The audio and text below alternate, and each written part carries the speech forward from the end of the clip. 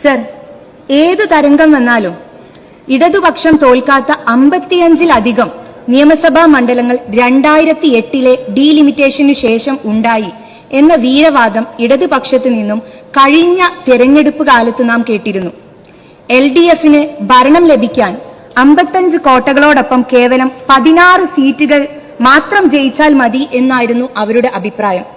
എന്നാൽ ഇന്ന് LDFന്റെ എല്ലാ കോട്ടകൊത്തളങ്ങളും പുരാവസ്തു ആയിരിക്കുകയാണ് സർ. കോട്ടകൾ നെടുകെ പിളർന്നു. അതിനുള്ളിലേക്ക് വികസനത്തിന്റെ വായുവും വെളിച്ചവും എത്തി. തകർന്ന് തരിപ്പണമായ അത്തരമൊരു കോട്ടയിൽ നിന്നാണ് സർ ഞാൻ ഈ നിയമസഭയിലെത്തിയത്.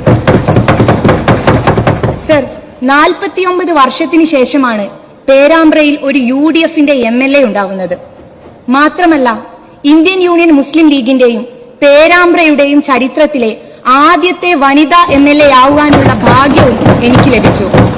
ഞാൻ എന്റെ സ്വന്തം പേരാമ്പ്രക്കാരോടും എന്റെ സമുന്നതരായിട്ടുള്ള നേതാക്കൾ, ബഹുമാന്യനായിട്ടുള്ള പാണക്കാട് സെയ്ദ് സാദിഖ് അലി ശിഹാബ് തങ്ങൾ, ബഹുമാന്യനായിട്ടുള്ള കുഞ്ഞാലിക്കുട്ടി സാഹിബ്, പ്രിയപ്പെട്ട മുനീർ സാഹിബ് ഉൾപ്പെടെയുള്ള നേതാക്കളോടും എന്റെ നന്ദിയും കടപ്പാടും അറിയിക്കുകയാണ്. പേരാമ്പ്ര നിയോജക മണ്ഡലത്തിലേക്ക് UDF നേതാക്കൾ സ്ഥാനാർത്ഥിയായി എന്നെ പറഞ്ഞയച്ചപ്പോൾ ഇടതുപക്ഷത്തിന്റെ സമുന്നതരായിട്ടുള്ള നേതാക്കൾ പറഞ്ഞത് തെരഞ്ഞെടുപ്പ് ഒരു കുട്ടിക്കളിയല്ല എന്നുള്ളതായിരുന്നു. എതിരാളികളെ കുട്ടിയായി ചിത്രീകരിച്ച് പുച്ഛിച്ചും പരിഹസിച്ചും ധാർഷ്ട്യം കാട്ടുന്ന CPM പതിവ് ശൈലി തന്നെയാണ് സർ പേരാമ്പ്രയിലും കണ്ടത്. ഈ പ്രയോഗം അവിടെയും നിന്നില്ല.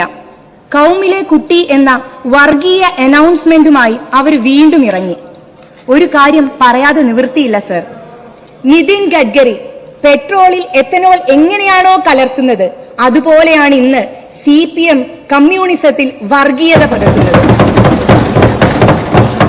ഉത്തരേന്ത്യയിൽ BJP എടുക്കുന്ന അപകടകരമായിട്ടുള്ള വർഗീയ പ്രചരണം അവർ കാഫിർ സ്ക്രീൻഷോട്ടിലൂടെ വടകരയിലും കൗമിലെ കുട്ടി എന്ന അനൗൺസ്മെന്റിലൂടെ പേരാമ്പ്രയിലും പുറത്തെടുത്തു.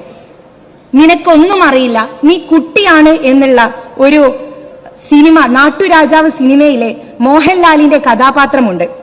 ആ കഥാപാത്രത്തിന് തുല്യമായി ഫ്യൂഡൽ മാടമ്പികളോട് വിട്ടുവീഴ്ചയില്ലാത്ത നിലപാട് സ്വീകരിക്കാൻ ഇടതുപക്ഷ രാഷ്ട്രീയത്തിൽ വ്യക്തതയുള്ളവരാണ് സർ എന്റെ പേരാമ്പ്രയിലുള്ള ഇടതുപക്ഷക്കാർ എന്നുള്ളത് കൂടി ഞാൻ അറിയിക്കുകയാണ്. വർഗീയപരമായി ആക്ഷേപിക്കാൻ തുടങ്ങിയപ്പോൾ എന്നെ ചേർത്ത് പിടിച്ച ഒരുപാട് ആളുകളുണ്ട്. അവിടുത്തെ അമ്മമാരുണ്ട്, സഹോദരങ്ങളുണ്ട്. ഇനിയും ഗതാഗത സൗകര്യം പോലും എത്തിയിട്ടില്ലാത്ത വീടുകളിൽ താമസിക്കുന്ന ഒരുപാട് കുടുംബങ്ങളുണ്ട്.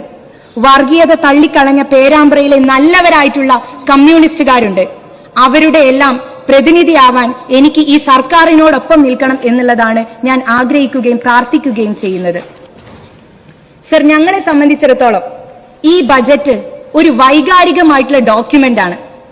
1987 പേരാമ്പ്രയിൽ UDFന്റെ നേതൃത്വത്തിൽ ഒരു പിക്കറ്റിംഗ് നടന്നതിന്റെ ഒരു വാർത്തയാണിത്.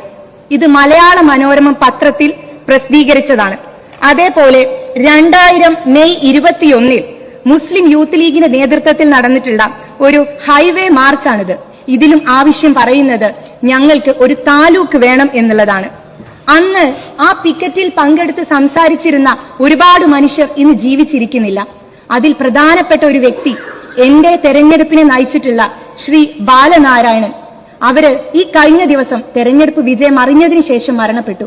അവർക്കെല്ലാം ഈ ബജറ്റിൽ ബഹുമാനപ്പെട്ട സർക്കാർ ഞങ്ങൾക്ക് നൽകിയിട്ടുള്ള ബജറ്റിന്റെ ആദ്യത്തെ ചുവടുവെപ്പ് സമർപ്പിക്കാൻ ഞാൻ ആഗ്രഹിക്കുകയാണ്.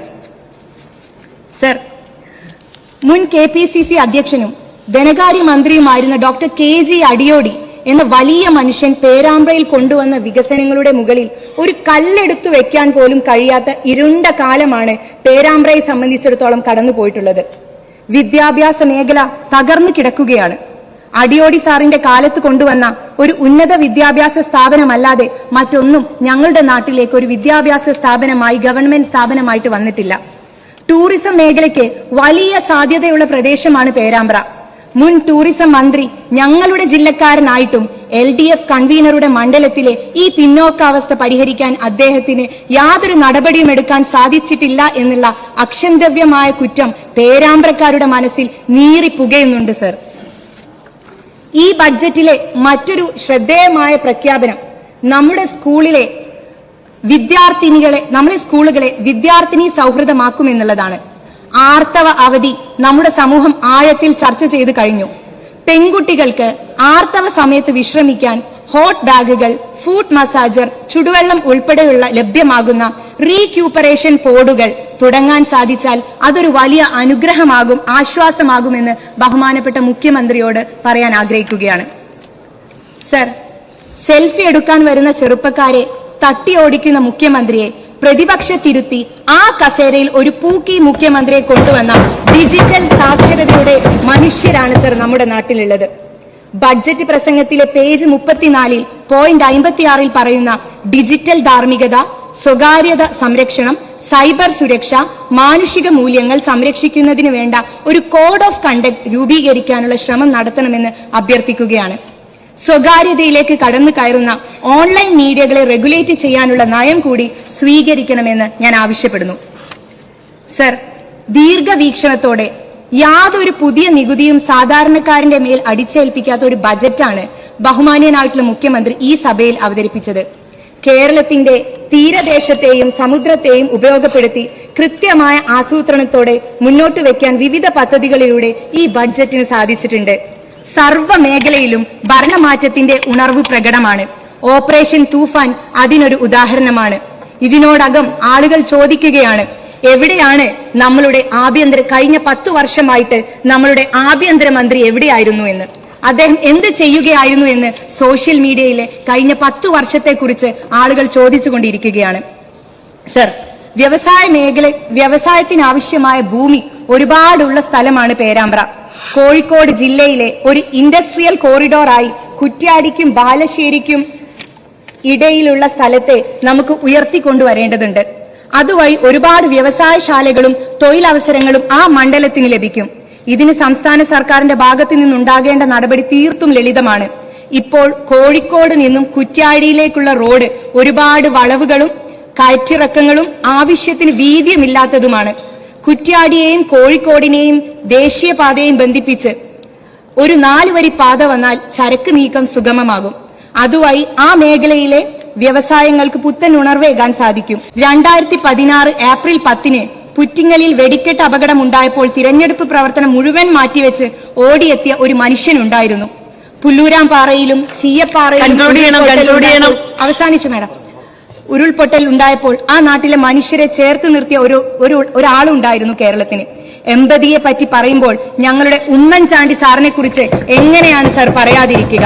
കഴിഞ്ഞ 10 വർഷം കൊണ്ട് കേരളത്തിന് കൈമോശം വന്ന രാഷ്ട്രീയ സംസ്കാരത്തിൽ ഏറ്റവും പ്രധാനപ്പെട്ടത് ഈ നാട്ടിലെ ജനങ്ങൾ അനുഭവിക്കുന്ന ഭരണപരമായിട്ടുള്ള അനാഥത്വമായിരുന്നു.